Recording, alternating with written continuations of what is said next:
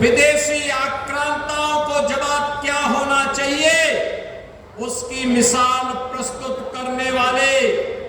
महाराज सुहेलदेव को जो इतिहास में सम्मान मिलना चाहिए था, नहीं मिला। लेकिन प्रधानमंत्री मोदी जी के विरासत और विकास के इस अभियान को आगे बढ़ाते हुए डबल इंजन की भारतीय जनता पार्टी नेतृत्व की सरकार ने संकल्प लिया था कि महाराजा सुहेलदेव को सम्मान मिलना चाहिए। और मुझे प्रसन्नता है कि भव्य स्मारक का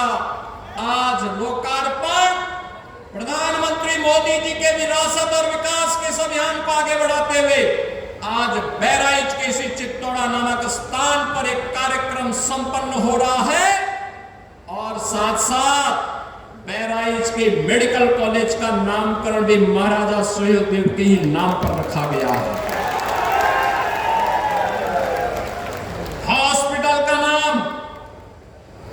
बानार कृषि के नाम पर रखा गया है, जो महाराज सुहेलदेव के गुरु थे उनके नाम पर। और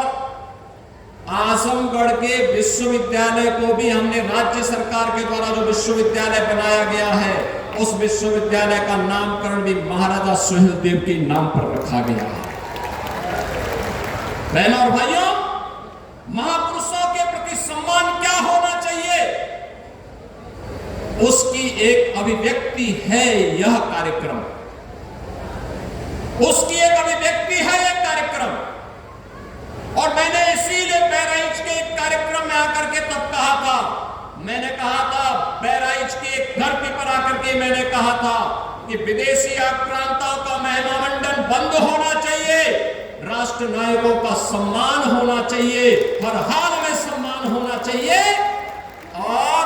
1000 साल पहले इस प्रकार के शौर्य और पराक्रम की गाथा एक इतिहास थी,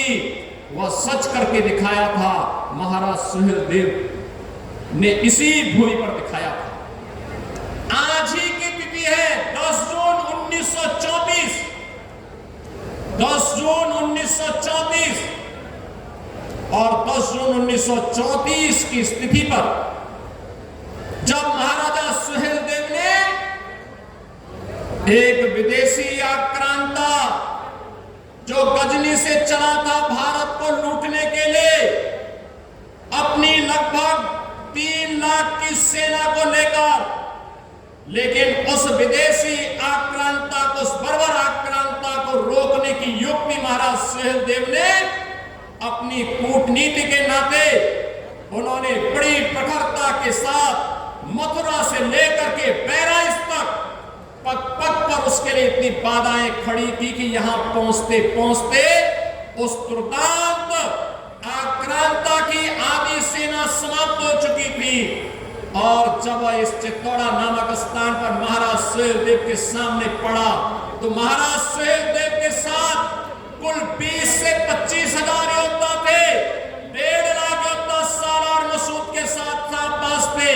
लेकिन 20 से 25 हजार इन वीर पाथरों ने उन विदेशी आक्रांताओं को गाजर और मूली की तरह ऐसा काटा कि उसके बाद वो दुष्ट सालार मसूद यहां जिंदा पकड़ लिया गया। और उसको सजा भी ऐसी हुई कि जो इस्लाम के अनुसार जहन्नुम में जाने की गारंटी देता है। बहनों और भाइयों, और इसीलिए हम कहते हैं, इसीलिए प्रण था प्रधानमंत्री मोदी जी का एक इस बारे में आदेश था कि राष्ट्र नायकों का सम्मान होना चाहिए। और इसीलिए उस प्रण और उस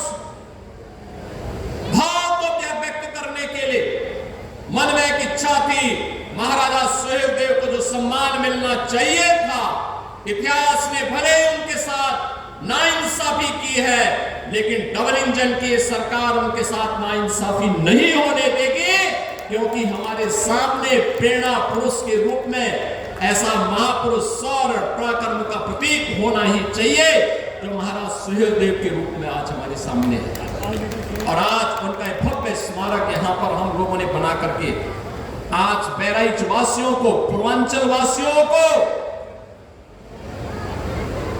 जिन लोगों को जिन्होंने महाराज सुहेलदेव के साथ इस पराक्रम में युद्ध लिया था,